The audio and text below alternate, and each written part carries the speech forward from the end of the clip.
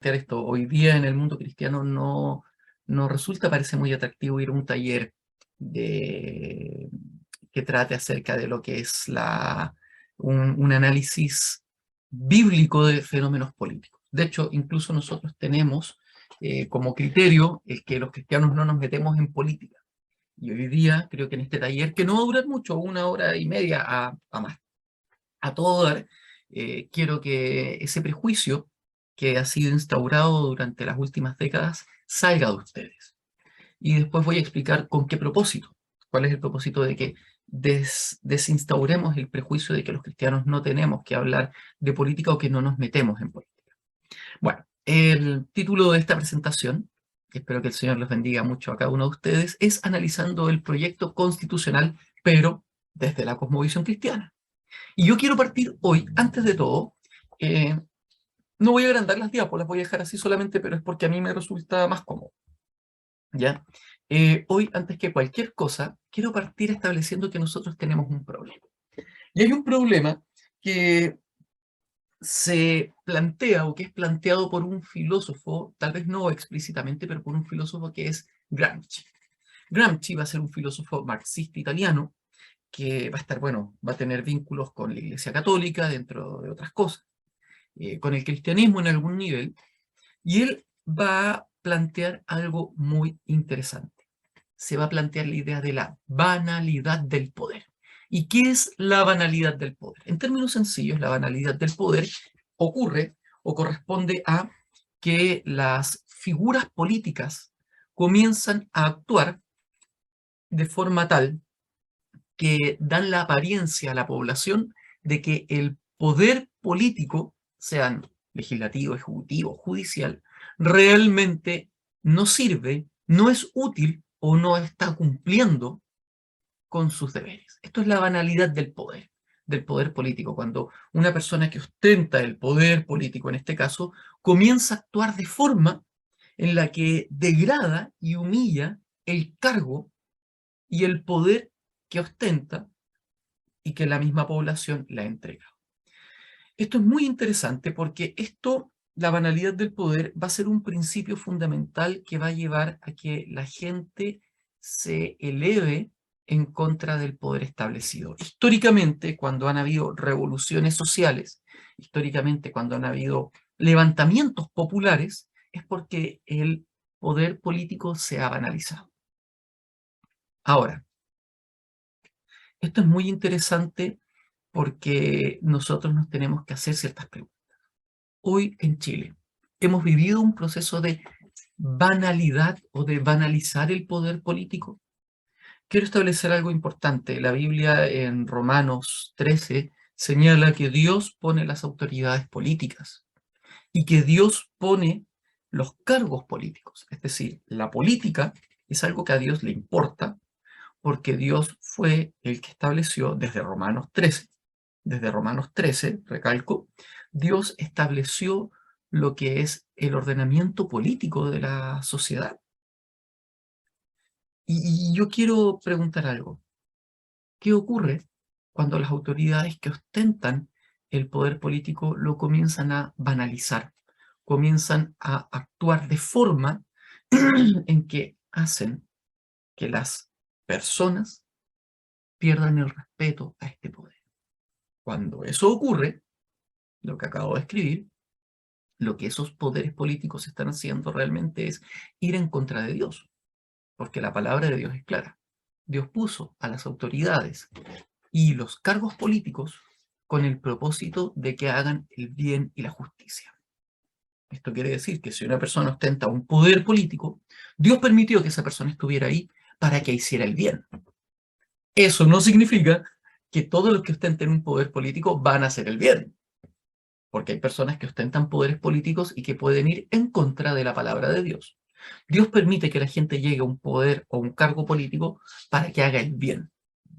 Nosotros, entonces, como pueblo de Dios, tenemos que ser muy analíticos y participar activamente en política como evaluando y observando si esa persona que ostenta el poder y el cargo político está o no está actuando en conformidad a la justicia de Dios y en conformidad a hacer una dirección y una aplicación justa de su poder.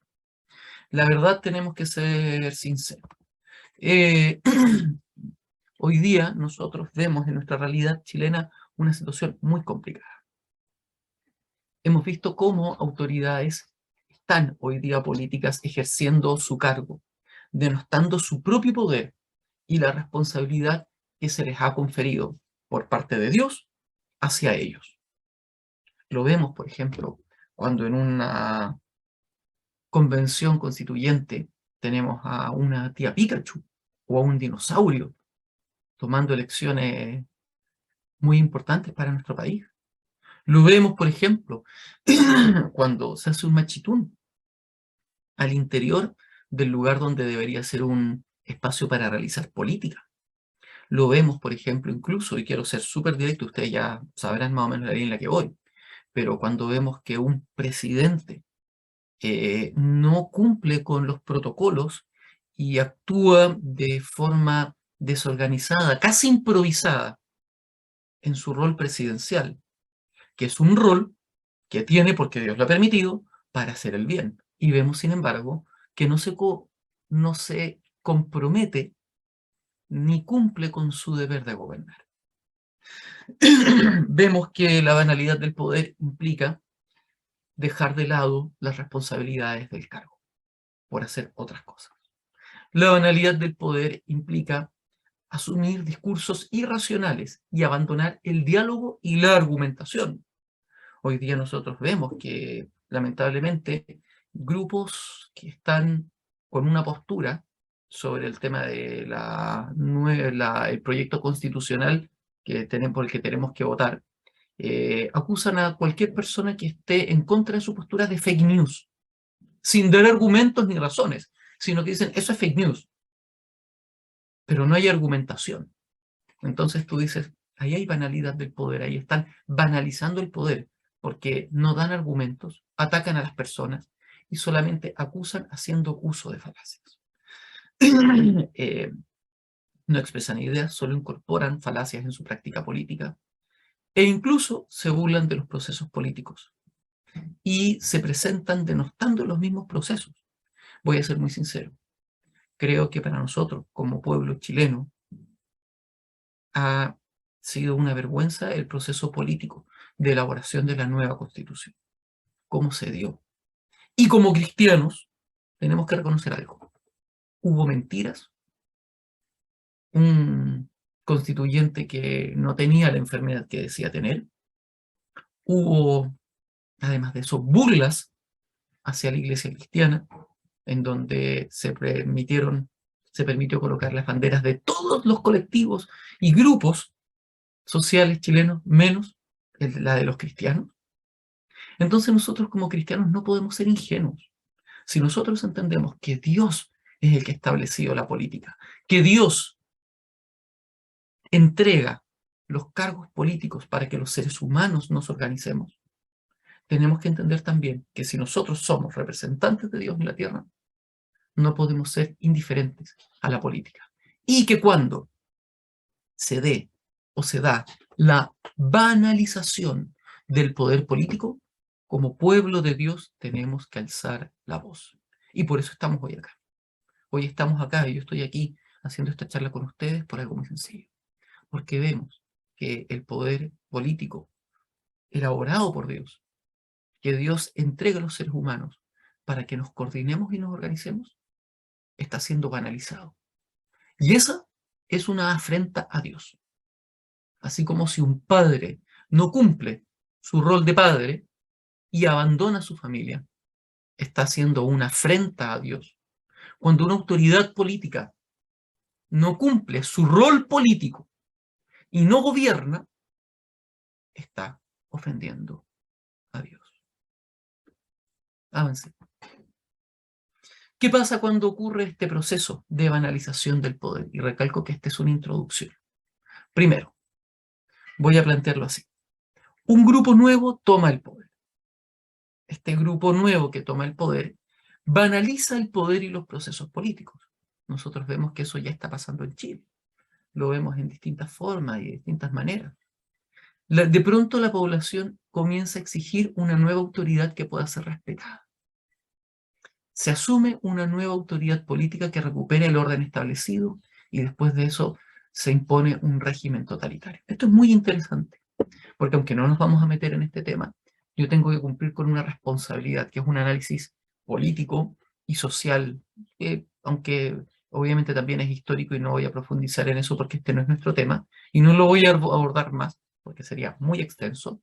Tenemos que establecer que la banalidad o banalizar el poder político tiene un proceso.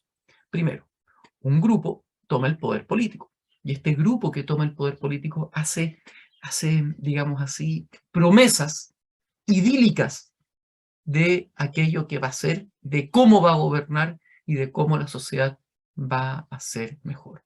No hay ningún problema en las promesas políticas. No hay ningún problema en que se busque que la sociedad sea mejor. Pero normalmente los grupos que banalizan el poder son grupos que no tienen los pies puestos en la tierra.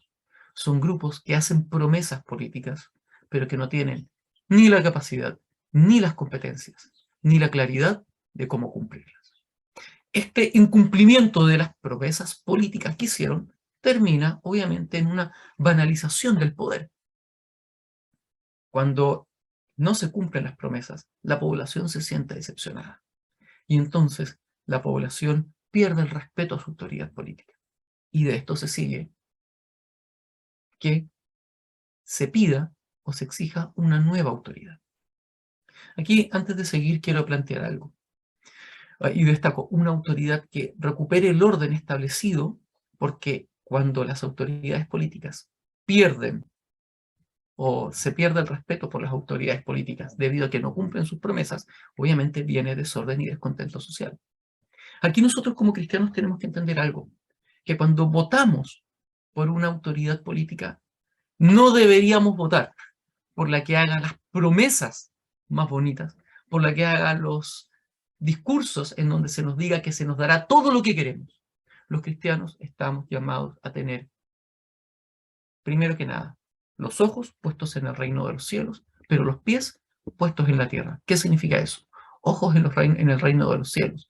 Tenemos que entender que acá en la tierra nunca seremos completamente felices. Los cristianos no seremos felices acá completamente porque el Señor dijo algo muy sencillo. En el mundo tendrán aflicciones. Los pobres siempre estarán con ustedes. Esto no significa que seamos indiferentes a la pobreza, para nada, sino que tenemos que entender que la realidad de la pobreza como una condición del ser humano, los problemas y las dificultades sociales van a estar siempre presentes. ¿Por qué? Porque son consecuencias del pecado que afecta transversalmente a toda la humanidad. Y a su vez tenemos que tener los pies puestos en la tierra para entender que nosotros tenemos que apoyar los discursos y las propuestas políticas realistas, las que se pueden cumplir, las que tienen sentido. Hoy Chile, lamentablemente, al escoger este proceso constituyente y al escoger a Boric, hizo algo. Creyó en que podían tener el cielo en la tierra sin Dios. Y olvidó que el cielo es el cielo, el reino de Dios. Y que ese reino no puede estar presente y no estará presente hasta que Jesús venga por segunda vez. Y por otra parte, el pueblo cristiano se sumó al espíritu que está gobernando, pareciera, a Chile hoy, y sacó los pies de la tierra, y no entendió y no supo discernir y analizar los tiempos, y no supo darse cuenta que muchas de las promesas que les estaban haciendo eran imposibles de ser cumplidas. Este es un tema preocupante, ¿saben por qué?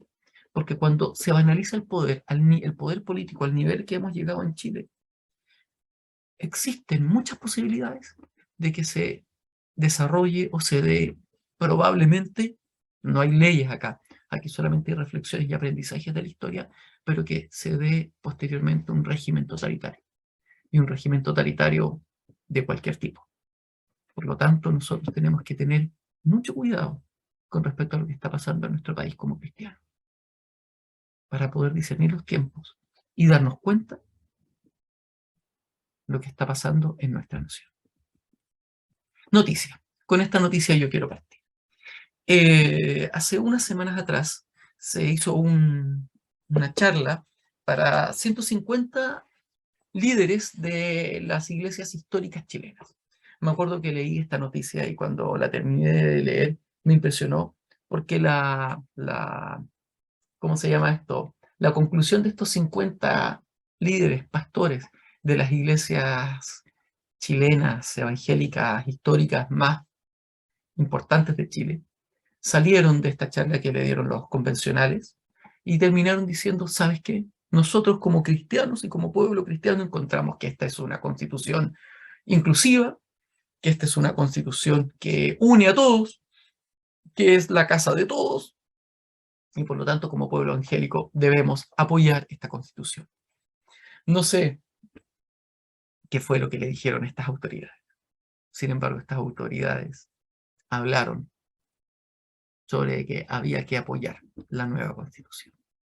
Me llama la atención porque posteriormente, a un par de semanas después, sale una noticia donde dice los líderes de las iglesias evangélicas señalan que el actual proyecto constitucional no corresponde con los principios y valores cristianos. Y de pronto las mismas autoridades o varias de estas cristianas que habían dicho que había que apoyar la nueva propuesta constitucional, terminaron diciendo, ¿sabes qué? No hay que hacerlo.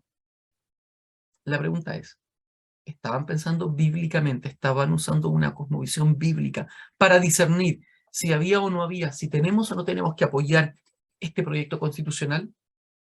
La primera respuesta fue que sí, y asumimos que habrán leído y habrán escuchado todo lo que decía el proyecto. Sin embargo, después dijeron que no, porque hay un artículo, que es el artículo 61, en el inciso 2, que asegura a todas las mujeres y personas con capacidad de gestar las condiciones para un embarazo, una interrupción también voluntaria del embarazo. Y de pronto tú dices, wow, pareciera que este punto ya es solo justificación para que nosotros rechacemos completamente el proyecto constitucional. Uno, propone lo siguiente, que las mujeres tienen capacidad de embarazarse, pero también que hay otros seres, son hombres, que también tienen la capacidad de poder gestar. Es decir, este artículo único por sí mismo, con esta oración, en este párrafo, ya va en contra de la palabra de Dios al establecer que hay mujeres que pueden quedar embarazadas y hombres que pueden quedar embarazados, aunque aquí le llaman personas con capacidad de gestar, obviamente porque está la perspectiva de ideología de género muy metida en esta constitución. Pero además de eso, plantea la interrupción voluntaria del embarazo. Y aquí esto es complicado, porque entonces, si uno acepta, y no estoy, esto es una introducción, piensan que esto es una introducción, si uno acepta este proyecto constitucional y dice si este proyecto constitucional está a favor o va en relación y en concordancia y en coherencia con el cristianismo, porque defiende muchos derechos, lo que estamos haciendo, supuestamente derechos sociales, lo que estamos haciendo es decir que podemos transar la vida del ser humano que está en el vientre de la madre a cambio de jubilación, casa, alimento y un montón de cosas. Jesús dijo, hay dos dioses, o perdón, tú puedes servir a dos señores, a Dios o a Mamón, el dinero. Aquí vemos una cosa, muchas personas están dispuestos a manchar sus manos con sangre de niños en el vientre de su madre solamente para tener más dinero, tener una mejor calidad de vida. Y yo te pregunto, esto es para cristianos, los que no sean cristianos da lo mismo porque no lo van a entender, esto es para los cristianos. Tú como cristiano, cuando estés ante la presencia de Dios, vas a ser capaz de decirle a Dios, Señor, ¿sabes qué? Sí, yo estuve dispuesto a manchar mis manos con sangre votando por un proyecto constitucional que aprueba el aborto, solamente porque me prometieron una mejor jubilación y porque me podían dar una casa, si es que realmente te la dan. Porque si es así, te quiero decir algo. Tu Dios no es Dios, es Mamón. Y los hijos de Dios no deciden por Mamón. deciden por lo que Dios plantea que es importante. No podemos manchar nuestras manos con sangre. Este solo párrafo ya es suficiente para que un cristiano diga: voto rechazo. Sin embargo, ¿saben qué? No es lo único. Hay mucho, mucho, mucho más que nosotros podemos analizar. Sin embargo, antes de poder analizar todas las múltiples razones por las que nosotros como pueblo de Dios deberíamos rechazar este proyecto, quiero hacer una pregunta. ¿Qué está pasando con las iglesias? Que hay tanta división e incertidumbre con respecto al tema del proceso político. Hay un versículo que a mí me gusta y que me bendijo mucho cuando conocí a Cristo. 2 Corintios 5:17, que dice así: de modo que si alguno está en Cristo, nueva criatura es. Las cosas viejas pasaron, he aquí son hechas nuevas. Y claro, uno normalmente como pueblo de Dios, la tradición nos ha hecho entenderlo desde una mirada, que es correcta, pero hay que mirarlo desde una perspectiva más amplia este pasaje. Pensamos, sí, soy hecho nuevo, Dios me perdona, ya no tengo pecados, borró todos mis pecados pasados. Gloria a Dios, qué bueno porque soy redimido y perdonado. Lo dice el pasaje, claro que sí, he sido hecho una nueva criatura. Sin embargo, tenemos que entender lo siguiente, que el ser hechos de nuevo implica nacer de nuevo e implica aprender a pensar de nuevo, ya no con los criterios con los que tú pensabas antes. Tus criterios políticos, tus criterios ideológicos, tus criterios de decisión de administración del dinero no pasan a segundo plano, quedan completamente en el suelo y enterrados, muertos en una tumba. Porque ahora, si tú eres cristiano, eres una nueva criatura. Y si eres una nueva criatura, tienes que comenzar a pensar y a decidir en función de lo que Dios dice que debes pensar y debes decidir. Esto es tremendamente importante, pueblo de Dios. Esto es tremendamente importante.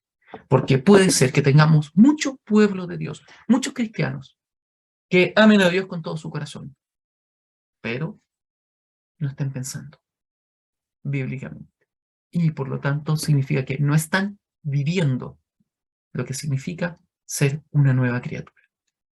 Y esto es muy fuerte. No digo que no sean cristianos. No digo incluso que si un cristiano vota a prueba, no sea cristiano. No estoy juzgando su salvación ni su fe.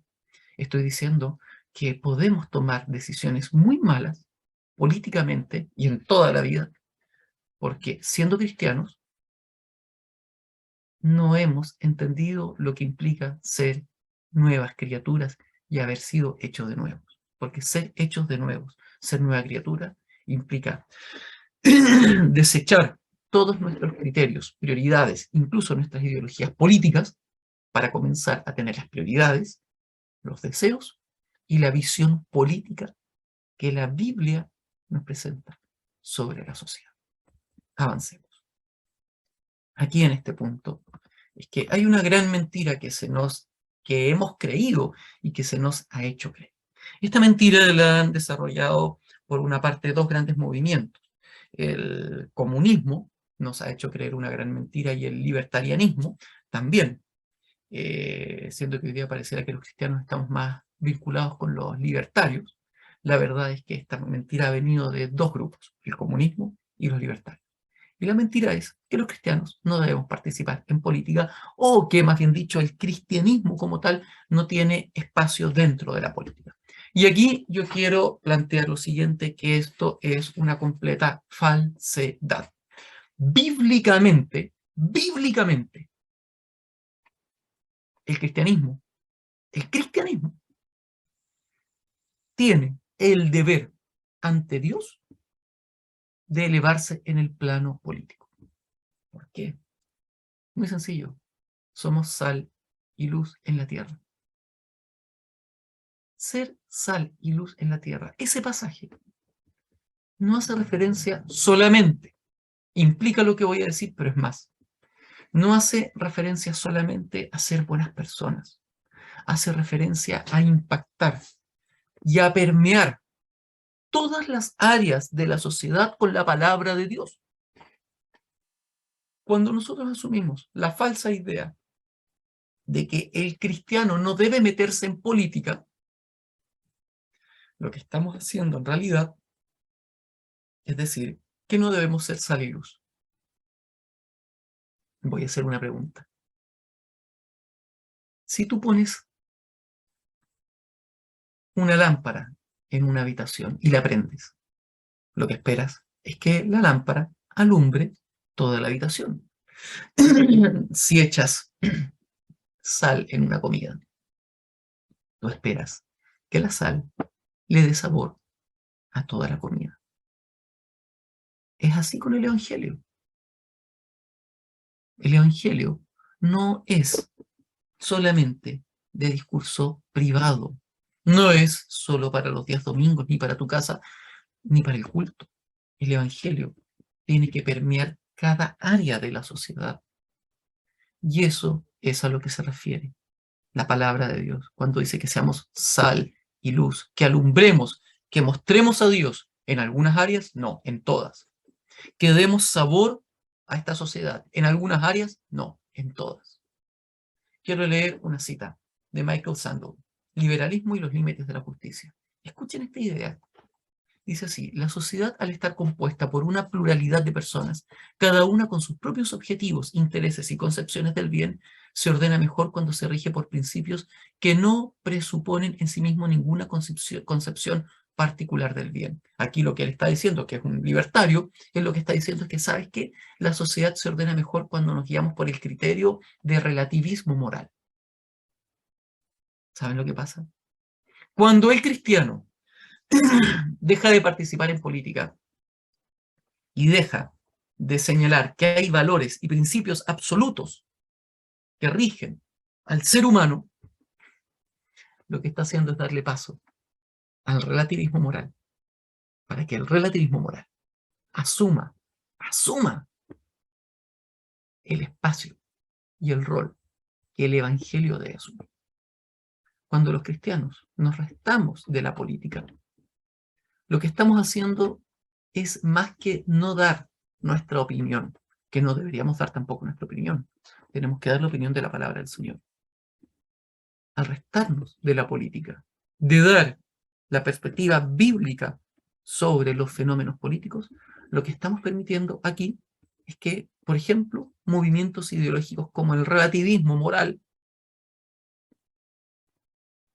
tomen el poder, tomen el control y el lugar que inicialmente Dios estableció para el Evangelio. Por lo tanto, que nadie les mienta. Esa mentira de que el cristianismo no debe meterse en política es falso a la luz de la Biblia, porque el orar por los cargos políticos, el orar por las autoridades políticas ya es un acto político. Es falso, porque si nosotros estudiamos la palabra del Señor, estudiamos la Biblia, vamos a ver que personas que seguían a Dios se metieron en política. Es falso, porque si nosotros estudiamos los primeros 500 años de la iglesia y después el desarrollo de la iglesia reformada y protestante, tú te vas a dar cuenta cómo la iglesia siempre estuvo metiéndose en política porque entendía que hacer sal y luz en la tierra implica también impactar lo político. Es si no, hace unas pocas décadas nada más, que los cristianos comenzamos a creer mentiras. Y quiero plantear algunas mentiras que se nos ha planteado en la ideología libertaria, que hoy día parecen ser nuestros amigos, porque bueno, el comunismo en Latinoamérica está tomando mucho poder, pero la verdad es que históricamente no han sido nuestros amigos. La ideología libertaria, ¿qué plantea? Todas las religiones en su base son lo mismo. Si uno se suma al libertarianismo, se tiene que asumir como cristiano que está aceptando que todas las religiones son lo mismo. Pero además, el libertarianismo plantea que las religiones son irracionales y no solucionan problemas concretos. Y además, que las religiones traen divisiones que dañan el cuerpo social. Por lo tanto, las religiones tienen que ser relegadas y excluidas al plano privado y no meterse en lo político. Esto lo hace el libertarianismo, la ideología libertaria lo hace. Por eso a los libertarios no les agrada el cristianismo ni la religión. A lo más Agustín Laje, que ese es un caso especial y aparte. Sin embargo, esta idea también es compartida por el comunismo. El comunismo establece algo peor, que no solamente las religiones son supuestamente irracionales, cosa que no, por lo menos el cristianismo no lo es, las otras pueden ser irracionales, el cristianismo no lo es, sino que además hay que extirpar de la sociedad la religión y específicamente el cristianismo. Gran literatura, la mayoría de la literatura de orden comunista establece que es necesario extirpar de la sociedad al cristianismo. Por lo tanto, cuando un cristiano se manifiesta a favor de ideología política, que es la ideología política que es el comunismo, lo que está haciendo en realidad es esto: establecer lo siguiente y decir esto: quiero que saquen el cristianismo de la sociedad. No que lo reduzcan a espacio de la vida privada, sino que lo extirpen. Por eso nosotros vemos que en Cuba, aunque tú puedes tener fe, la fe de los cristianos es realmente reducida. En Corea del Norte, el cristianismo es perseguido. En China, también. En la Unión Soviética, mataron cristianos.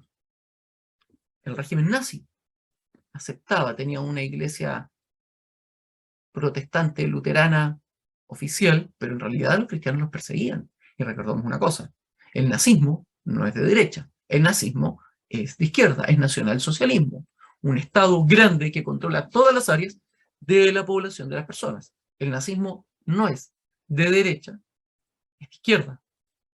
El fascismo también. La doctrina fascista de Mussolini se los describiría mucho mejor. Por lo tanto, nosotros, cuando aceptamos o pensamos que el cristianismo no debe meterse en política, estamos aceptando o mentiras de la ideología libertaria, que va a reducir al cristianismo a casi estar encerrado en su casa y los días domingos, pero que tal vez hablar en la plaza y predicar con un megáfono, y no lo digo a modo de burla, lo digo que lo reducirían casi a eso, pero no a dar y expresar opinión política en espacios políticos. Y el comunismo evidentemente extirpa de la sociedad completamente al cristianismo y lo trata de erradicar y lo persigue. Y es así, la historia lo dice. Entonces, cuidado nosotros, cuando nosotros comenzamos, perdón, cuando nosotros comenzamos a creer, perdón, aquí estoy con un problema, ahí sí, ya, cuando nosotros comenzamos a creer que el cristianismo puede apoyar, por ejemplo, una ideología como la comunista, porque el comunismo propone literalmente la abolición del cristianismo. Y el libertarianismo propone que el cristianismo tiene que quedar reducido a un espacio mínimo, al espacio privado. Aquí interesante, el Estado va a preferir que la religión desaparezca. Nos concede un espacio de libertad dentro de la sociedad muy pequeño y se debe pagar un precio. ¿Cuál? El no dar nuestra voz, nuestra opinión, estar en rotundo silencio frente a los fenómenos políticos. Al creer esta mentira, que en Chile creímos, en Chile ya se instauró dentro de la mente de la mayoría de los cristianos, que el cristianismo no puede participar o que los cristianos no deben dar su voz en el ámbito político, cuando pasa esto, bueno, se sigue que se aprueban leyes como de ideología de género, aborto, Felipe, se te leyes... cortó la pantalla a ti. Ah, se me cortó. ¿Me ven o no? No, Ah, no se te ve. ¿ahora sí? Ahí sí. Ya. Ah, ya, gracias. Qué bueno. Entonces, pero se escucha, ¿cierto? Sí. Ya, perfecto. Cuando nosotros aceptamos esta mentira de que los cristianos no debemos, o de que el cristianismo no debe elevarse con en materias políticas y que no debe plantear su opinión en materia política, lo que estamos haciendo es finalmente permitir que grupos ideológicos y leyes contrarias a la palabra de Dios se levanten. Quiero dar acá un ejemplo. Estados Unidos. Yo tengo como esta fecha dateada más o menos, pero puedo equivocarme en algunos años, pero podríamos decir que Estados Unidos hasta 1950, 58, fue un país en donde el cristianismo estaba presente. Sin embargo, a partir de 1960 en adelante, el cristianismo fue dejando los espacios políticos que tenía, y de ahí en adelante comenzaron a pasar cosas, como por ejemplo en la década de los 60, cuando el cristianismo se sale o deja de lado lo que son los espacios políticos y dejan de sacar la voz los cristianos y los representantes de las iglesias ante el gobierno. Pasa que se aprueba el aborto, 1962 me parece. Posterior a esto se prohíbe la lectura de la Biblia en las iglesias, perdón, en las iglesias, en los colegios municipales. Se prohíbe la oración en los colegios municipales, y después de eso la ola y la escalada tremenda que vemos hoy de leyes que son contrarias a la palabra del Señor que se dan en Estados Unidos. No nos debería extrañar que acá en Chile hayan pasado cosas como la legalización del aborto dentro de cierto periodo de gestación, porque obviamente los cristianos salimos de ese espacio, dejamos de mostrar lo que dice Dios, dejamos de dar las razones y los argumentos racionales, lógicos, pero que vienen de la Biblia, para decir por qué el aborto es algo malo. No nos debería extrañar que hoy día cada vez los padres tengan menos autoridad sobre sus hijos, y que por lo tanto los hijos tengan autonomía progresiva para paulatinamente desvincularse de la autoridad de los padres y hacer lo que quieran con su vida, por ejemplo, en el ámbito sexual. Las leyes que se levantan y se establecen contrarias a la palabra de Dios se establecen en la sociedad porque la iglesia no está alumbrando. Estamos aquí avanzando, por favor, solamente estamos haciendo una pequeña introducción nada más, y yo quiero hacer una diferenciación. Hoy día, antes de poder partir con la presentación, pero no se preocupen, la presentación va a ser corta. Hoy día en Chile, nosotros hemos creído una mentira y no nos hemos dado cuenta de la diferencia. Podemos decir que en filosofía política podemos hacer esta división: Estado laico y Estado secular. Se nos ha mentido y se nos ha dicho Chile es un Estado laico, por lo tanto, en cuanto a Estado laico, la Iglesia no se tiene que meter. Falso, mentira, error. El Estado laico es aquel Estado en el que no hay un credo oficial que rige el discurso del Estado. Como el Estado no tiene un credo oficial, obviamente religioso, que lo rija, esto permite que todos los grupos religiosos, que todos los colectivos sociales y que todos los partidos políticos se manifiesten. Estado laico, por lo tanto, es un Estado en donde no hay un credo ideológico religioso que domina el Estado, y por lo tanto el Estado tiene que permitir que todos los credos religiosos, partidos políticos o colectivos expresen su opinión. Sin embargo, ¿qué se nos ha hecho creer a nosotros? Acá en Chile hemos creído que Estado laico y Estado secular son lo mismo. ¿Qué es el Estado secular? El Estado secular es aquel Estado que rechaza lo religioso, que excluye a priori cualquier posibilidad de expresión religiosa en el ámbito y en el plano político. Y las ideologías políticas de cierto grupo terminan asumiendo la forma de lo que es una religión en la sociedad. Y eso es lo que estamos viendo nosotros acá hoy con la actual Constitución. Perdón, no la actual, la que tenemos hoy, no la del 2000, sino la firmada por Ricardo Lagos, no, sino que me refiero al actual proyecto constitucional, sobre la cual estamos hablando, en donde realmente no se presenta un Estado laico. Lo que se hace es presentar un Estado secular.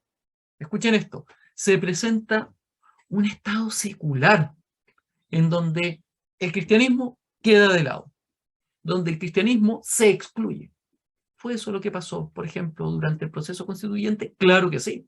Durante el proceso constituyente, ¿qué fue lo que se hizo? Se invalidó cualquier opinión cristiana. ¿Por qué? Porque era cristiana y porque era religiosa. Eso está mal.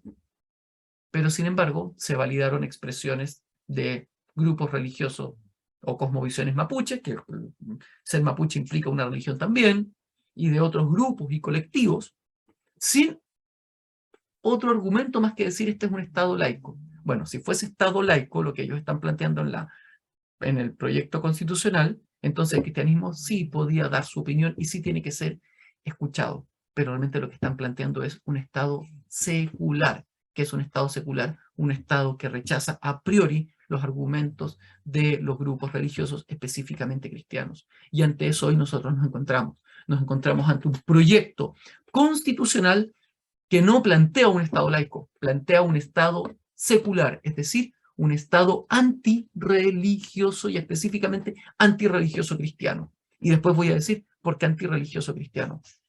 Porque excluye el cristianismo de los procesos políticos. Aquí yo quiero plantear lo siguiente. Bueno, aquí esto ya lo dije, ya lo mencioné. Aquí hay algo que iba a mencionar, pero no lo voy a tratar por tiempo. Quiero que ustedes entiendan una cosa, que si nosotros queremos entender lo que es el tomar decisiones a nivel político, nosotros tenemos que hacer lo siguiente. Tenemos que tener una cosmovisión cristiana. Y la cosmovisión cristiana afecta lo que pensamos, lo que sentimos y nuestra voluntad. Lo que pensamos, lo que sentimos y nuestra voluntad. Y hoy día nosotros tenemos que preguntarnos, ¿estamos pensando con una cosmovisión cristiana? ¿Estamos decidiendo con una voluntad sometida a la palabra del Señor? ¿Estamos sintiendo como la palabra de Dios nos dice que debemos sentir? Esas son las preguntas que hoy nos tenemos que hacer. Aquí voy a seguir avanzando y quiero plantear solamente lo siguiente y recordar el versículo que dijimos. Ustedes son la luz del mundo, una ciudad situada sobre un monte no se puede ocultar, ni se enciende una lámpara y se pone debajo de una vasija, sino sobre el candelero y alumbra a todos los que están en la casa. Así brille la luz de ustedes delante de los hombres, para que vean sus buenas acciones y glorifiquen a su Padre que está en los cielos. ¿Queremos glorificar a Dios? ¿Queremos que la gente glorifique a Dios?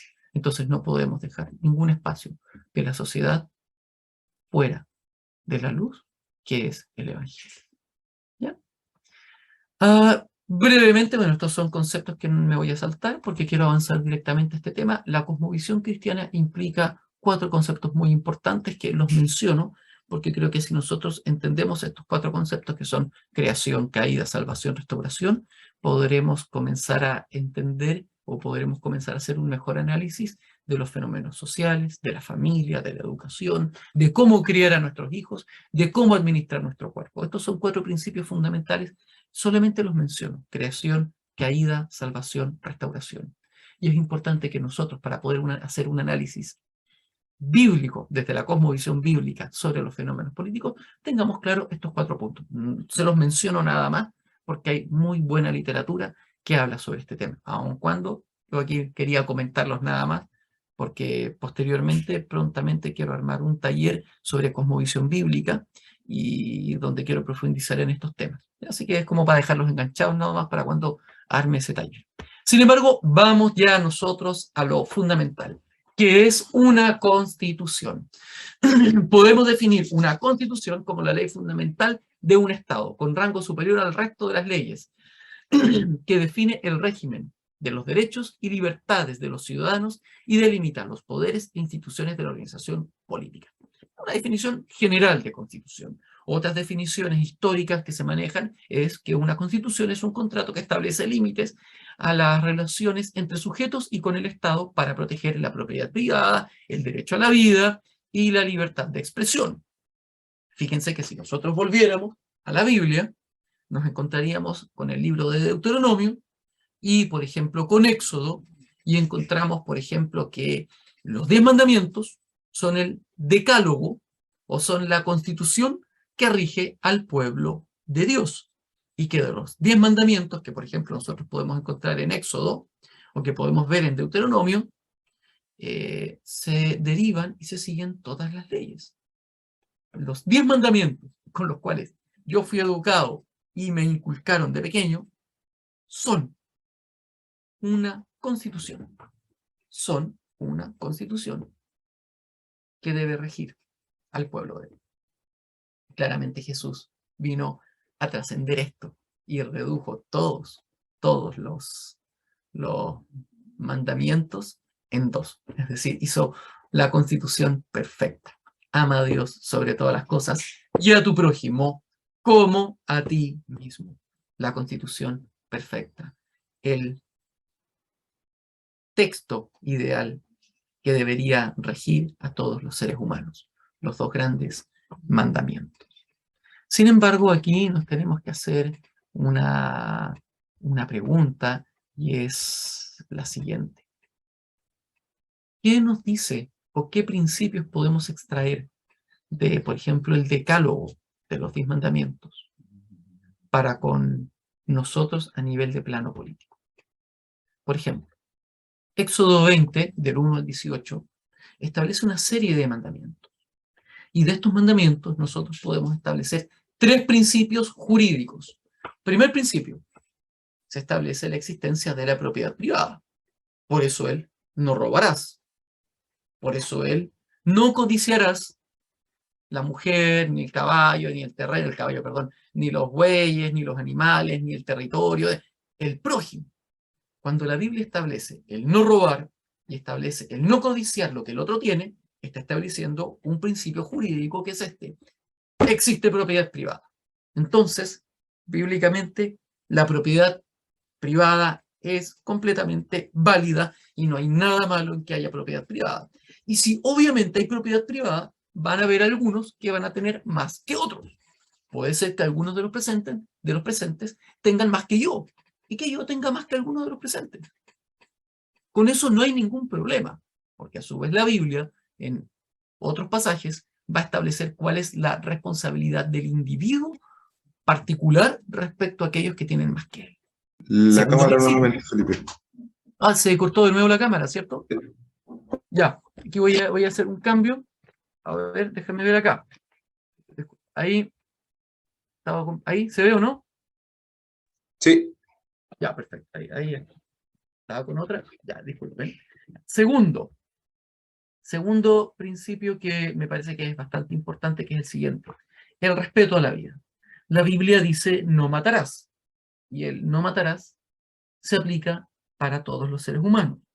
Por lo tanto, la Biblia establece que no debemos matar, y de aquí se sigue, por ejemplo, que respetamos la vida de los cristianos desde incluso antes de que una persona salga del vientre de su madre.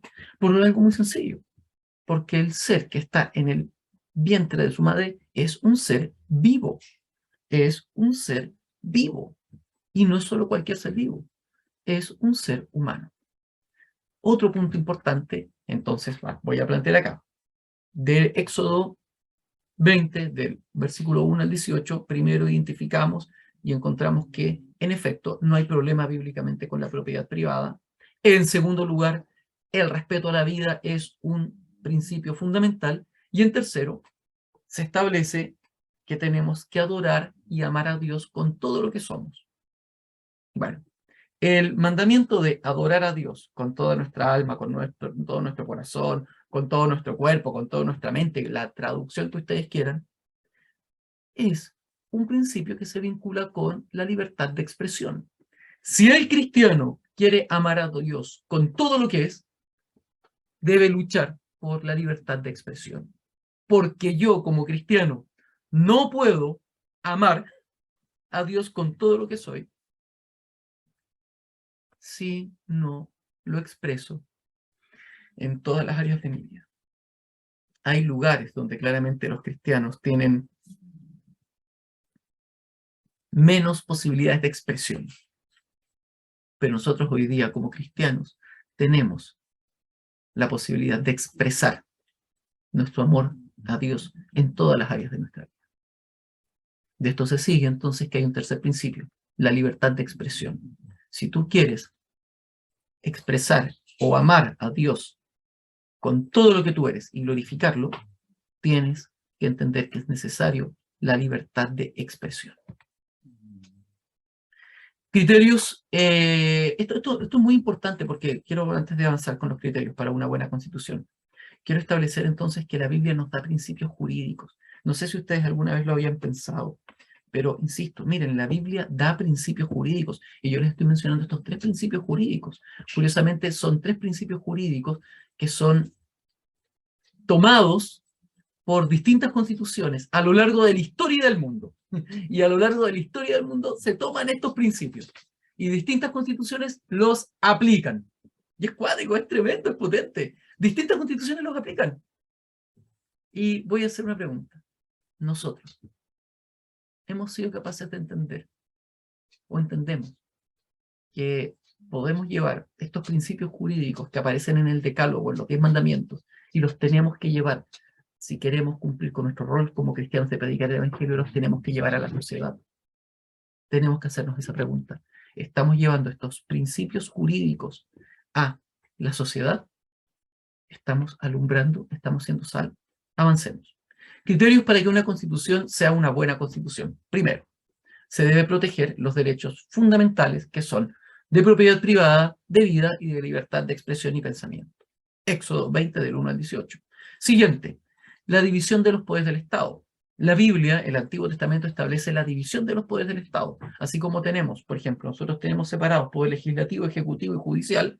Bueno, ustedes saben que eso se encuentra en buena medida inspirado en el Antiguo Testamento, en donde en el Antiguo Testamento hay reyes, profetas y sacerdotes. Yo puse jueces, perdón, reyes, profetas y sacerdotes. Y eso lo vemos, por ejemplo, con Samuel. En Samuel hay si bien Samuel incluía varios roles, después de Samuel nosotros vemos la división de los poderes del Estado. Y vamos a darnos cuenta, por ejemplo, que Natán, que era un profeta, fue capaz de presentarse ante el rey David cuando éste peca y lo exhorta y evidencia que David había pecado y lo juzga y le da una sentencia dada por Dios. La Biblia establece la división de los poderes del Estado por algo muy sencillo, porque la Biblia establece la degradación y la depravación total del ser humano. Si el ser humano es un ser depravado y está dominado por el pecado, claramente el que tenga todos los poderes del Estado, todos los poderes del Estado es algo muy peligroso. Y de esto se sigue, por lo tanto, que la Biblia establece que los poderes del Estado deben estar divididos, porque mientras más poder tiene una persona, más posibilidades hay de que haga el mal. Y Dios, en su eterna misericordia y su conocimiento, establece división: reyes, profetas, sacerdotes. En el Nuevo Testamento divide los pastores y maestros, los diáconos y la congregación. Los pastores y maestros, ¿qué son? Son aquellos que enseñan. Los diáconos son los que administran y la congregación supervisa que los diáconos administren bien y que los pastores y maestros estén enseñando bien. Hay división de los poderes, tanto del Estado como de la Iglesia. ¿Qué vemos acá? Que actualmente en esta propuesta constitucional ocurre lo siguiente: la división de los poderes del Estado disminuye. Y repito, la división de los poderes del Estado disminuye. Tal vez ustedes no lo saben, pero la actual propuesta constitucional por la cual tenemos que votar, a favor o en contra, rechazo o apruebo, señala que el poder judicial pasa a ser un sistema judicial. Y si el sistema judicial está sometido a los poderes del Estado, ¿entienden? Los poderes del Estado, que son 3, legislativo, ejecutivo y judicial, en la actual propuesta constitucional, el poder judicial desaparece y se vuelve un sistema judicial. Y si se vuelve sistema judicial, significa que tiene que ser controlado por uno de los otros 2 poderes. Es decir, el principio de división de los poderes del Estado desaparece en la actual propuesta constitucional. Eso también es una razón evidente para que nosotros entendamos que no podemos votar a prueba. Importante: principios jurídicos, igualdad de los ciudadanos ante la ley. Gálatas 3:28, que establece: ya no hay hombre ni mujer, ni esclavo ni libre, ni judío ni gentil, sino que todos somos iguales ante Dios. Miren, todos somos iguales ante Dios. Eso nos da un principio jurídico. ¿Qué cosa? Todos los ciudadanos somos iguales ante la ley, no hay diferencia entre 2 ciudadanos. Siguiente. Importante, se debe señalar los deberes y los derechos de forma coherente. El Decálogo, los 10 mandamientos, señalan deberes y derechos. Curiosamente, hoy nos encontramos con la actual propuesta constitucional que, y aquí voy a hacer una salvedad, aunque lo vamos a ver después, ante la actual propuesta constitucional no somos todos iguales ante la ley. Y ese es un punto importante. Hay categorías de ciudadanos. Pero además, ante la actual propuesta constitucional nos encontramos que los deberes y los derechos no son coherentes. Hay muchos derechos, y pocos deberes. Bueno, cuando eso pasa, tenemos que entender lo siguiente, que hay una falta de coherencia, y eso trae inestabilidad y desorden social. Y otro punto muy importante es que una buena constitución establece la familia como fundamento de la sociedad. Génesis 1:27, en donde Dios creó a Adán y a Eva como la primera familia. De la familia surgen las sociedades. El núcleo fundamental de la sociedad es la familia. Sin embargo, la actual propuesta constitucional, ¿qué es lo que hace? Coloca digamos así, al Estado por sobre la familia, o le da más importancia al Estado que a la familia. Voy a plantear algo. Si nosotros queremos que un Estado funcione bien, lo que necesitamos es una buena familia. Pero la actual propuesta constitucional vuelve a la familia garante de derechos para sus hijos. En otras palabras, voy a plantearlo así, la actual propuesta constitucional casi nos da en préstamo a nuestros hijos, porque realmente la familia se vuelve un garantizador de ciertos derechos. Han pensado que en la actual propuesta constitucional hay muchos derechos, pero no está el derecho de los padres, el derecho preferente de los padres a educar a sus hijos. Ese no está. Si ese derecho no está consagrado, alguien tiene que tener ese derecho. ¿Quién? El Estado. Implícitamente, el Estado tiene el derecho preferente de educar a nuestros hijos. ¿Por qué? Porque el derecho preferente de educar a los hijos no está expresado en la propuesta constitucional. Y si no está expresado, es que no existe. Tenemos que aprender a leer el proyecto. Voy a avanzar. Ahora, quiero que profundicemos ya en este tema, y lo voy a hacer en poquito, en 25 minutos. Toda constitución tiene algo que es un espíritu y una forma, y eso da paso a una constitución. Espíritu son las ideas que dominan el texto. Forma, cómo está redactado. Yo aquí voy a decir algo. Yo me he leído la propuesta constitucional 2 veces y ha sido una cosa espantosa. La he tenido que leer 2 veces, la he subrayado, la he marcado y ha sido horrible. Está muy mal escrita. A nivel de forma, es un muy mal texto, tanto que para todos es conocido que incluso le encontraron algunas faltas de redacción, algunos errores de redacción que eran insoslayables y que generaban contradicciones. O sea, a nivel de forma está muy mal. Es un muy mal texto, muy mal redactado. Sin embargo, lo que a mí me preocupa es, aunque ya la forma es complicado porque genera ambigüedades en la interpretación, ya, o sea, un mal texto, un texto mal redactado, se vuelve ambiguo al momento de ser interpretado. Pero a mí lo que me preocupa, ¿saben qué? Ese es el espíritu. ¿Por qué? Por lo siguiente. Porque el espíritu hace referencia a las ideas que dominan y manejan la Constitución. Y eso es lo que nosotros tenemos que investigar hoy, y en los minutos que nos quedan vamos a investigar. La propuesta constitucional, en primer lugar, tiene un espíritu neomarxista. ¿Qué significa que sea neomarxista? Y sabemos que es neomarxista por quienes lo han estado desarrollando. ¿Ya? Ya, por favor, Frente Amplio, Partido Comunista, son partidos neomarxistas, ¿ok? Que se fundan en la idea de lucha de clases y de un proceso dialéctico. Es decir, ellos plantean, hay una clase dominante, y tenemos que nosotros levantar a la clase no dominante, hacer que estas dos clases se enfrenten, y a partir de eso surge una nueva sociedad. Esa es la propuesta marxista y neomarxista. ¿Por qué? Porque el marxismo, digo neomarxismo y no marxismo, porque el marxismo planteaba que estaban los burgueses y que ahora estaba el proletariado, había que hacer que el proletariado y los burgueses se enfrentaran, y a partir de eso iba a surgir un nuevo sistema social, la síntesis. Bueno, el neomarxismo ya no toma a los burgueses y al proletariado. ¿Por qué? Porque evidentemente yo, que soy un proletario y yo trabajo para otro, posiblemente vivo mucho mejor que una persona que tiene su emprendimiento y que por lo tanto es burgués. ¿Entienden? O sea, esa lucha de burgués y proletariado ya no existe realmente, ya desapareció. Y tengo que destacar algo. Nosotros como cristianos tampoco deberíamos estar a favor de la lucha de clases. Porque la lucha de clases desde el marxismo siempre implica violencia y agresión, en donde una clase destruye a otra, y nosotros no podemos aprobar ni validar la lucha de clases. Voy a seguir.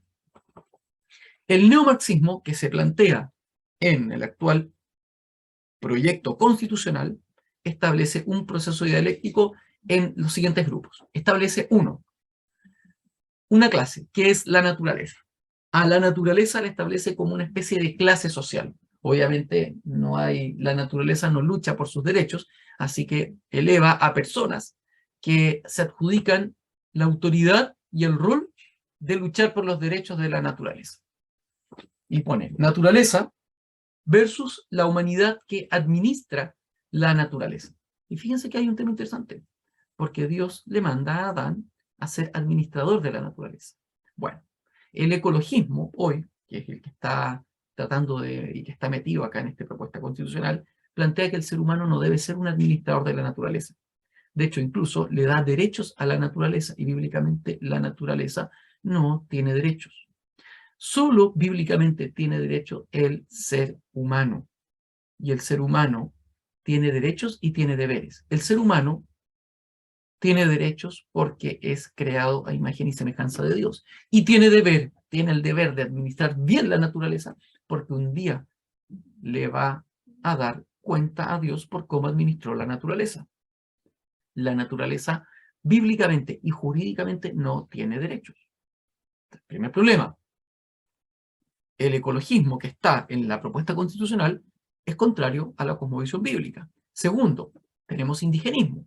El indigenismo versus la cultura occidental cristiana. El indigenismo que está presente en la actual constitución lo que hace o lo que plantea es lo siguiente, que la cultura occidental cristiana es el enemigo opresor que ha venido a subyugar a los indígenas, porque los indígenas en un inicio eran completamente prístinos, buenos, puros, sin pecado, y que realmente el mal ingresa con la cultura occidental cristiana. ¿Queremos extirpar el mal? Extirpemos la cultura occidental cristiana. Pregunta. ¿Compartimos nosotros como cristianos ese relato? Te pregunto, ¿tú como cristiano compartes el relato de que todos los males de las sociedades indígenas vienen por la cultura occidental cristiana? ¿Qué nos dice la Biblia? La Biblia nos dice otra cosa. La Biblia nos dice que donde está el Evangelio hay luz. Y que si bien hay personas que efectivamente han hecho mal, los indígenas no son prístinos ni buenos. Y la cultura indígena no es ni prístina ni buena, porque es caída, igual que porque la producen los seres humanos. El indigenismo es una ideología que está caída en pecado. Y el cristianismo es la sal y la luz del mundo. Y viene a alumbrar para que estas personas que no conocen a Cristo puedan conocer. A algunos no les puede gustar lo que estoy diciendo y van a decir que casi es de la época de la colonia. Es que no es de la época de la colonia. Es bíblico. La Biblia dice que todo aquel que no conoce el Evangelio está en pecado, porque por cuanto todos pecaron, todos están destituidos de la gloria de Dios. Pero nosotros hemos venido al mundo. ¿Para qué? Para predicar el Evangelio y darlo a conocer, para que ninguna persona se pierda y todos se salven. Pero el indigenismo como está planteado, plantea que o establece que los problemas que ellos tienen se deben a la cultura occidental cristiana que les impuso una serie de valores cristianos y ellos quieren abolir con estos valores y principios cristianos. Y por último, el tercer eje o punto de lo que es la propuesta constitucional es los grupos de diversidad sexual versus heterosexualidad, en donde la perspectiva de género va a plantear que su enemigo es la heterosexualidad cristiana y que hay que erradicar la heterosexualidad y específicamente la cristiana. Entonces, el espíritu de la propuesta constitucional es un espíritu neomarxista que se funda en un ecologismo contrario a la Biblia, un indigenismo contrario a la cultura cristiana y una propuesta de grupos de diversidad sexual contrarios a la heterosexualidad cristiana y por defecto a la familia cristiana. Importante, tenemos que entender esto. La justicia de Dios no es relativa. La justicia de Dios no es relativa. Si un pueblo no conoce la palabra de Dios, no significa que por eso sus normas o sus leyes sean igual de válidas que la palabra de Dios. La verdad es lo siguiente, que la Biblia nos da la palabra, nos da las instrucciones de cómo debemos vivir. Pero todos los seres humanos, a partir de lo que señala Romanos, deberíamos ser capaces de darnos cuenta cómo debemos vivir. No lo hacemos porque no queremos, porque nuestra voluntad caída nos lleva a querer lo contrario. Pero la palabra y la justicia de Dios no es relativa. La justicia de Dios debe ser vivida por todos, independientemente de credo, ideología, etnia, cultura, país, origen, lo que usted quiera, lengua, lo que quiera. Todos debemos vivir la palabra de Dios. Por eso un día todos vamos a ser juzgados ante Dios. Los que trataron de vivir la palabra de Dios sin Cristo serán juzgados. Los que no vivieron la palabra de Dios serán juzgados. Y aquellos que tratamos de vivir la palabra de Dios, pero no podemos, pero hemos recibido la justicia de Cristo, también seremos juzgados, pero con una diferencia. Vamos entonces, analizando la propuesta constitucional. Bueno, ¿qué podemos sacar? Podemos decir, uno, que la justicia de Dios no es relativa. Por lo tanto, si vamos a analizar un texto constitucional, tenemos que entender lo siguiente, que ese texto constitucional debe ir en virtud de la justicia y de la palabra de Dios. Segundo, la actual propuesta constitucional tiene tres grandes ejes que definen su espíritu. Uno, ser ecologista y por lo tanto antibíblico. Por lo tanto, quiero decir que no todo el ecologismo es antibíblico, pero el ecologismo que se plantea en el texto constitucional o en la propuesta constitucional, en efecto, es contrario a la Biblia. Segundo, indigenismo, que es contrario a la cultura cristiana y a los valores y principios cristianos. Y tercero, muy importante, perspectiva de género, que es contrario a la heterosexualidad y a la familia cristiana. Vamos entonces, el espíritu del texto. Quiero que lo veamos. Miren, ya que tenemos todo esto claro, hagamos el análisis. Y aquí voy a hacer una aclaración. Cada vez que uno interpreta un texto, tiene que interpretar el texto a partir de el espíritu del texto. Entonces tenemos que tener muy claro cuál es el espíritu del texto. Y aquí voy a decir algo. Importante es esto. El espíritu del texto se establece y se define en el primer artículo. Artículo 1. Chile es un Estado social y democrático de derecho. Es plurinacional, intercultural, regional y ecológico. Se construye como una república solidaria, su democracia es inclusiva y paritaria. Reconoce como valores intrínsecos e irrenunciables la dignidad, la libertad, la igualdad sustantiva de los seres humanos y su relación indisoluble con la naturaleza. Y si bien se hace mención de varias cosas como la libertad, la dignidad, la igualdad sustantiva, súper bien, implícitamente se están estableciendo ya los tres ejes que yo ya les he venido mencionando. Por una parte, ecologismo, indigenismo y perspectiva de género. Por lo tanto, todo lo que nosotros vayamos a interpretar dentro del texto constitucional tiene que partir de la base que esos son los elementos rectores. Cuando se hable de justicia, se va a hablar de justicia teniendo en consideración la perspectiva de género, el ecologismo y el indigenismo. Cuando se hable de educar a los niños, se va a tener en consideración perspectiva de género, indigenismo, ecologismo, y así con cada cosa. Vamos. Ecologismo, miren lo que, aquí tengo los artículos anotados yo acá, proyecto 1, pero dice así. Artículo 18.1, las personas naturales son titulares de derechos fundamentales. Los derechos podrán ser ejercidos y exigidos individual o colectivamente. Los pueblos y naciones indígenas son titulares de derechos fundamentales colectivos. La naturaleza es titular de derechos reconocidos en esta Constitución que les sean aplicables. Tenemos distintos artículos, el 103, el 127 y el 128, donde se les adjudican una serie de derechos a la naturaleza. Cuando tú lo lees, lo encuentras increíble. ¿Sabes por qué? Porque históricamente, el problema es esto, que la naturaleza nunca ha tenido derechos. Y bíblicamente la naturaleza no puede tener derechos por algo muy sencillo. Porque el concepto de deber y derecho en la Biblia y en la historia jurídica van de la mano. ¿Qué quiere decir esto? Que solamente tienen derechos aquellos que tienen deberes. Porque mis derechos son también mis deberes. Yo tengo el derecho de ser respetado, pero por defecto tengo el deber de respetar. ¿Se entiende? Yo le hago esta pregunta a algunos estudiantes y les decía una vez, ¿la naturaleza puede tener derechos? Y me señalaban y me decían, sí, claro que sí. Y yo les decía, no. ¿Sabe por qué? Porque la naturaleza no puede tener deberes. Y les explicaba la razón.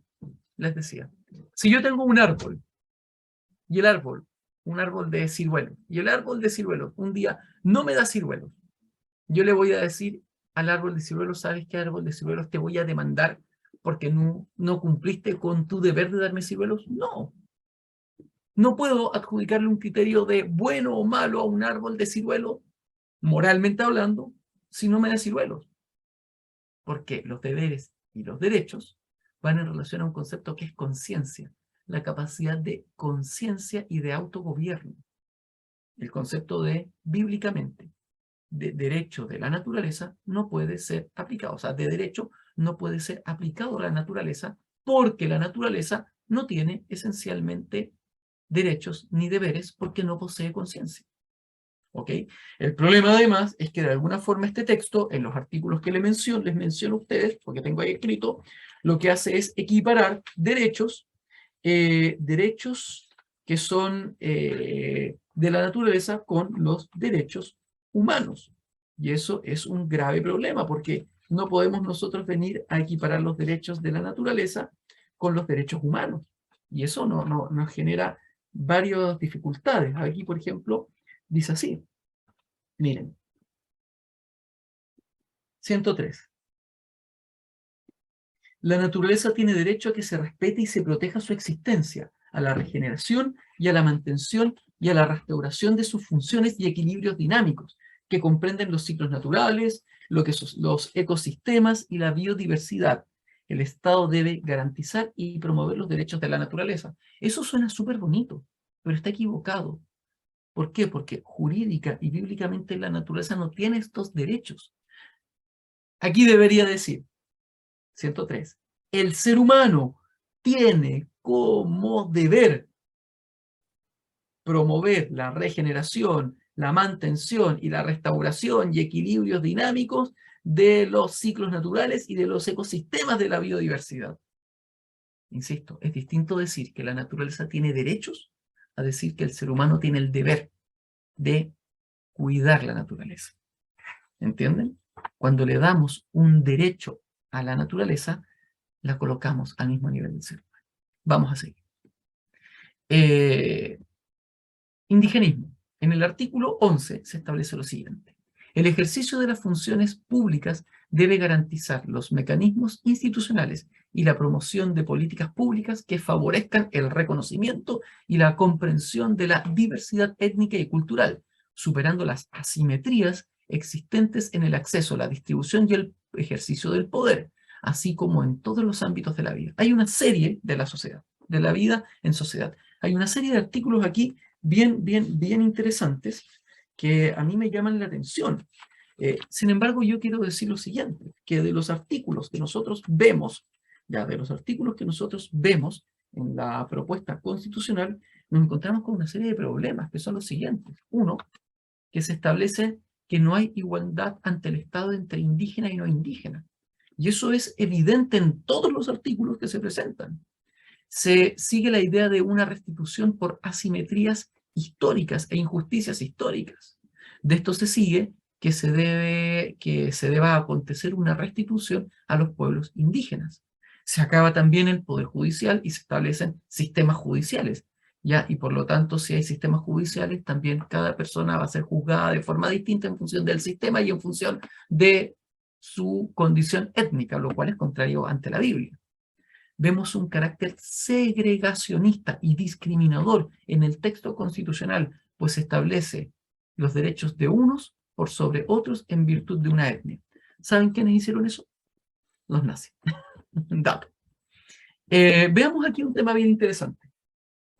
Problemas jurídicos que plantea esta propuesta constitucional en relación con la Biblia.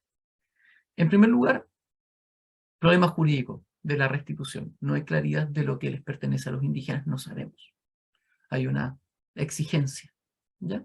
De cosas y no sabemos lo que son. Algunos dicen por ahí, no, es que la mitad de Santiago le pertenece a los indígenas. No hay equivalencia a considerar lo que obtuvieron y lo que les fue quitado. Esos son temas jurídicos importantes. Sin embargo, yo creo, y me encontré el otro día con un versículo en Ezequiel 18:20, que dice así: el alma que pecare, esa morirá. El hijo no llevará el pecado del padre, ni el padre llevará el pecado del hijo. La justicia del justo será sobre él, y la impiedad del impío será sobre él. ¿Saben qué? Bíblicamente, la idea de restitución a los pueblos indígenas que está presente en el actual texto constitucional es inaplicable. La Biblia es contraria a que se establezca como principio jurídico que un hijo pague por los pecados del padre o que un padre pague por los pecados del hijo. Yo cometo un error y jurídicamente y ante la Biblia yo soy el responsable por mis pecados y por mis errores, no mis hijos, ni mi esposa. ¿Entienden? Sin embargo, este texto, esta propuesta constitucional, va en contra de este principio en Ezequiel, que es un principio jurídico de la Biblia, en donde el padre paga por sus pecados y el hijo paga por sus pecados. De hecho, es muy interesante, tal vez ustedes no lo saben, que el pueblo de Israel, en su época de distorsión política y religiosa, comenzó a hacer que los hijos pagaran por los pecados de los padres. Y Ezequiel dice, eso está mal ante los ojos de Dios. El concepto de restitución indígena es lo mismo. Es decir, las generaciones presentes son los hijos de los colonizadores que llegaron acá a Chile y por lo tanto los hijos de los colonizadores se tienen que hacer cargo de pagar por todas las injusticias históricas que cometieron los colonos. ¿Saben qué? Ese criterio es completamente antibíblico, anticristiano. No lo digo yo, lo dice Ezequiel. Las generaciones presentes no pueden estar pagando por los pecados de las generaciones pasadas, porque el hijo no paga por los pecados del padre. Sin embargo, hoy se nos presenta un criterio que es el criterio de la restitución indígena, y eso es completamente anticristiano. Aparte de que tiene una serie de problemas jurídicos, legales y de otro tipo que no vamos a mencionar acá, es completamente antibíblico, y lo dice Ezequiel. Y lo dice Ezequiel porque en un momento en el pueblo judío se comenzó a hacer lo mismo. ¿Qué cosa? El pueblo judío comenzó a hacer que los hijos pagaran por los pecados de los padres cuando los padres adquirían una deuda. Y aquí Ezequiel sanciona y condena eso. ¿Por qué? Porque Dios le dice que eso no va conforme a su voluntad. La restitución le efectúa el pecador, no otro por él, pues la responsabilidad de los pecados es personal. Solo Jesús ha sido el único que es capaz de restituir ante Dios. Por lo tanto, el concepto de restitución indígena queda desde la Biblia abolido. Y por último, la perspectiva de género. Miren, artículo 125. Toda persona tiene derecho a la igualdad que comprende la igualdad sustantiva, la igualdad ante la ley y la no discriminación. Parece bien. Es deber del Estado asegurar la igualdad del trato y oportunidades en Chile. No hay persona ni grupo privilegiado, fabuloso, que queda prohibida toda forma de esclavitud. El Estado garantiza a todas las personas la igualdad sustantiva, en tanto garantía del reconocimiento, goce y ejercicio de los derechos fundamentales en pleno respeto de la diversidad, la inclusión social y la integración. El Estado asegura la igualdad de género para mujeres, niñas, diversidades y disidencias sexuales y de género, tanto en el ámbito público como privado. Y esto es complicado.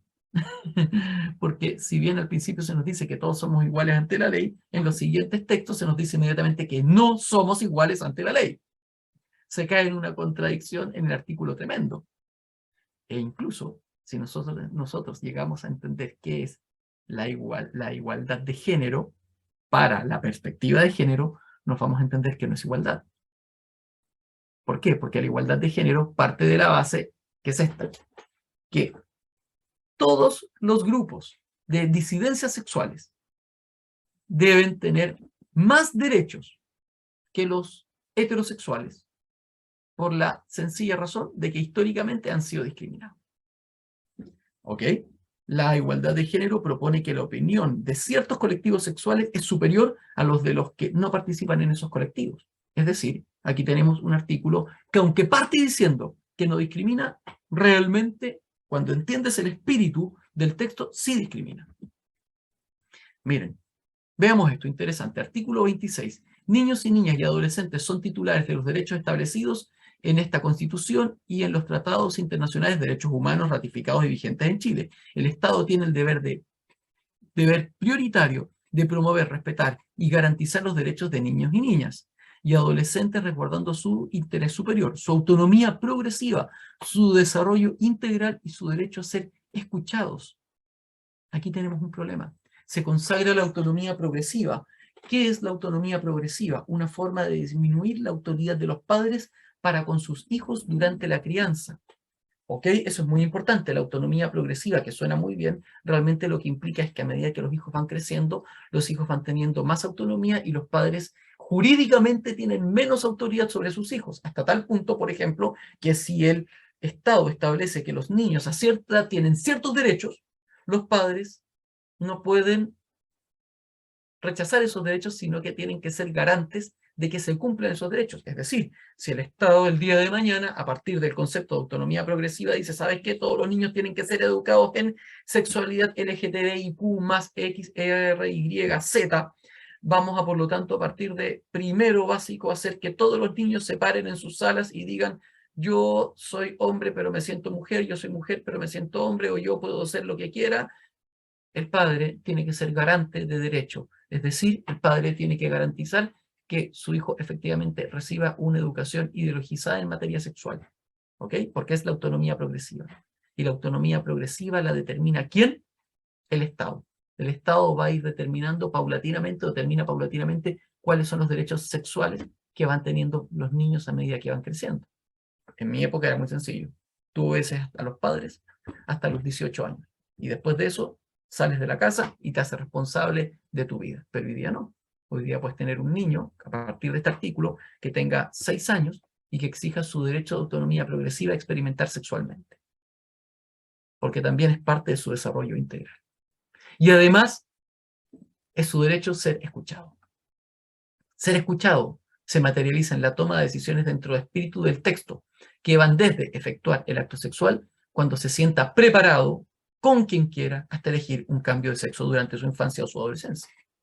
No se consagra, sin embargo, pese a todo esto que se habla de derechos, no se consagra el derecho preferente de los padres a educar a los hijos. Más bien, los padres, como ya dije, se vuelven garantes de derechos, específicamente derechos vinculados a la perspectiva de género. ¿Entienden? O sea, votar a favor de estos artículos, es decir, yo como padre pierdo autoridad sobre mis hijos y permito que el Estado decida cómo serán educados y criados mis hijos.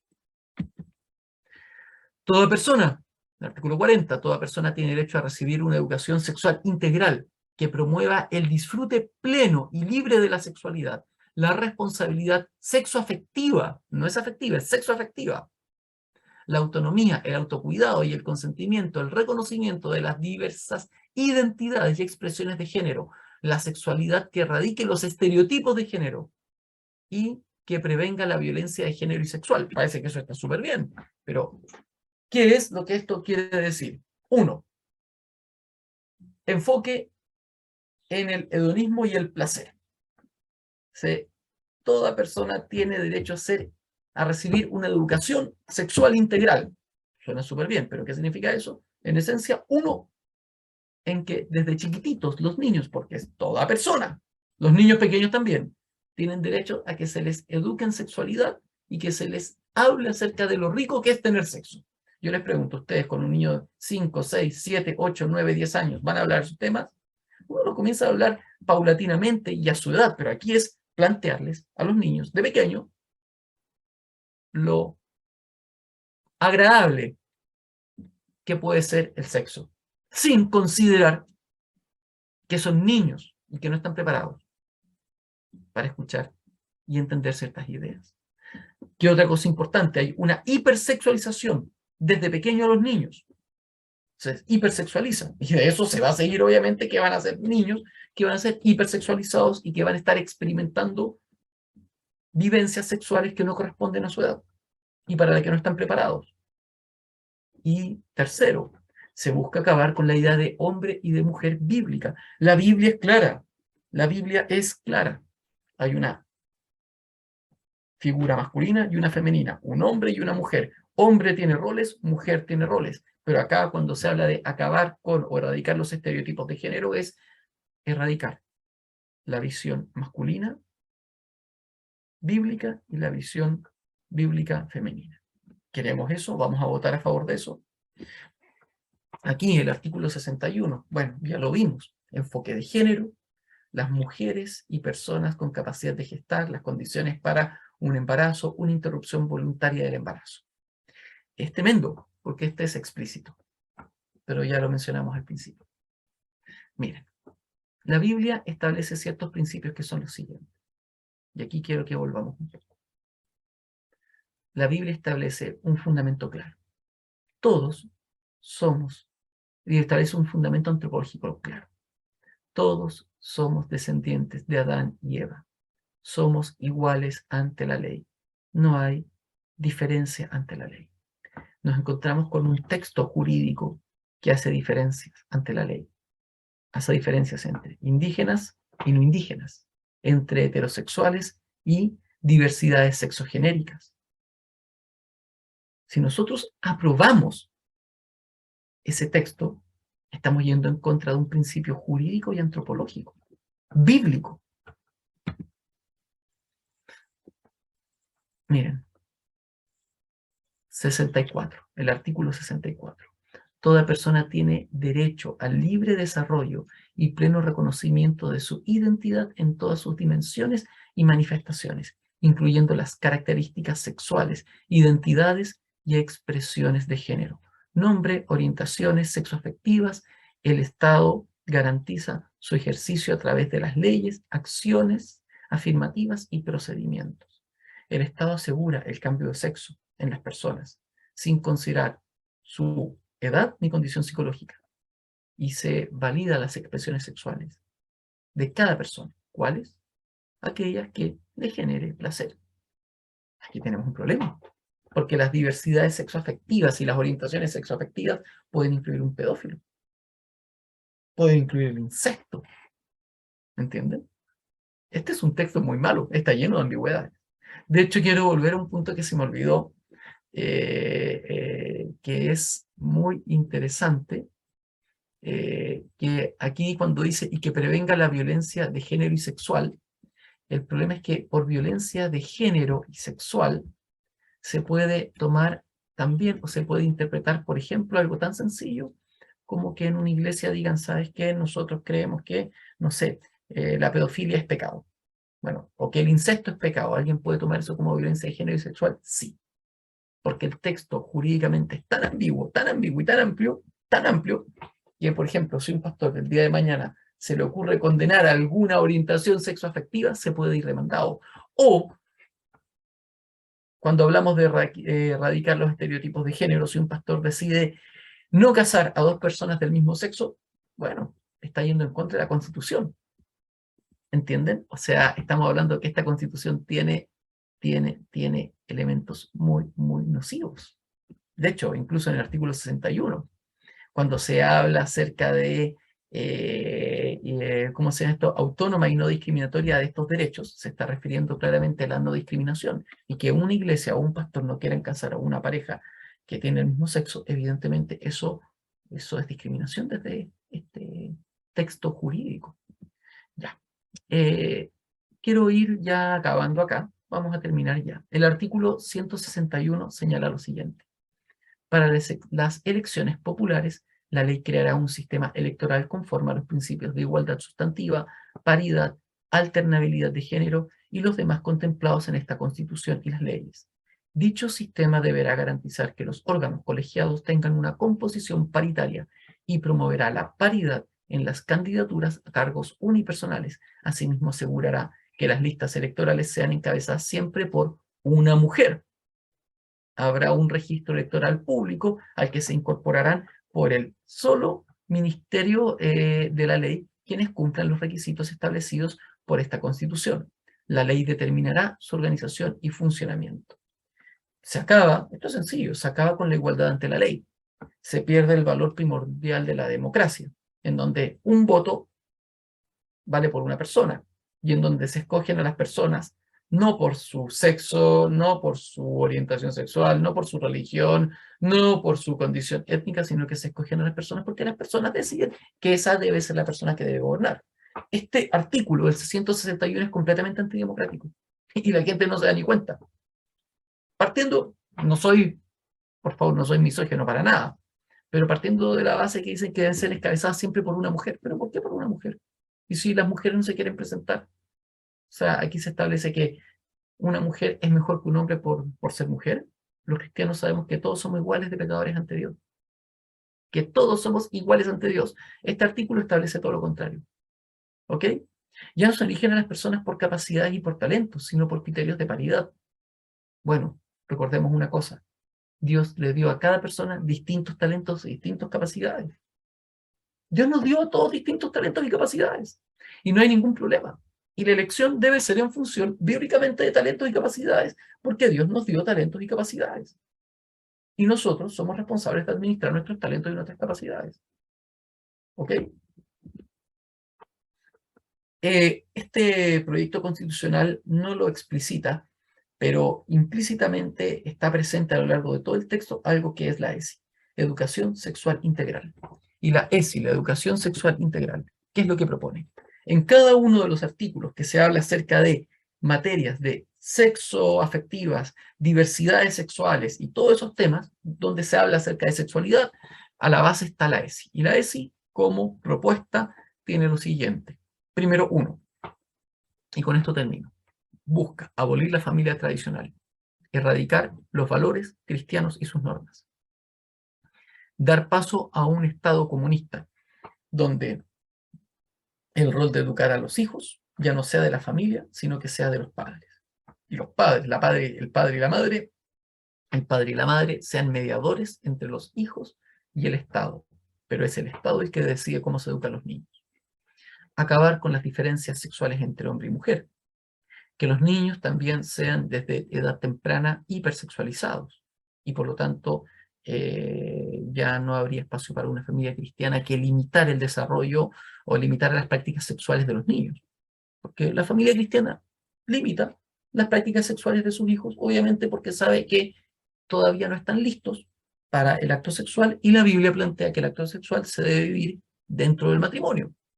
Sin embargo, la ESI y estos artículos establecen que los niños pueden vivir su vida sexual y tener y efectuar el acto sexual cuando quieran en cualquier momento de sus vidas.